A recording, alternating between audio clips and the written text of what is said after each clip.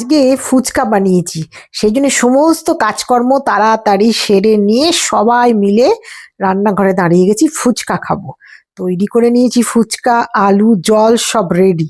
এইবার একটা একটা করে আমরা সবাই মিলে ফুচকার মধ্যে আলু ভরছি।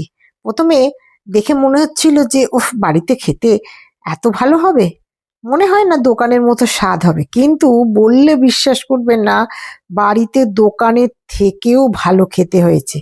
আমরা সমস্ত কিছু সবাই মিলে একসঙ্গে হই হই করে মজা করে এটা বানিয়েছি, আর মজা করে দাঁড়িয়ে দাঁড়িয়ে গুনছি কে কটা খাবো। রেডি হয়ে গেছে, ছেলে মেয়ে সবাই, গোটা ফ্যামিলি সমস্ত দাঁড়িয়ে গেছি ফুচকা খাওয়ার জন্য। দেখুন, এবার একটু করে চলে যাচ্ছে জল, এইবার চলে যাবে যে যার প্লেটের মধ্যে, আর তারপরেই চলে যাবে টপাং করে মুখের ভেতর।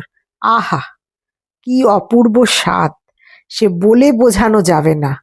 মনে হয় খেতেই থাকি খেতেই থাকি, খাওয়াও যেমন হচ্ছে তেমনি ফুচকাকে নিয়ে মজাও হচ্ছে। ফুচকাওয়ালা কিন্তু বাইরের নয়, ফুচকাওয়ালা কিন্তু আমার ঘরেরই ছেলে। আমরা সবাই মিলে দাঁড়িয়ে ফুচকা এনজয় করছি। টাটা।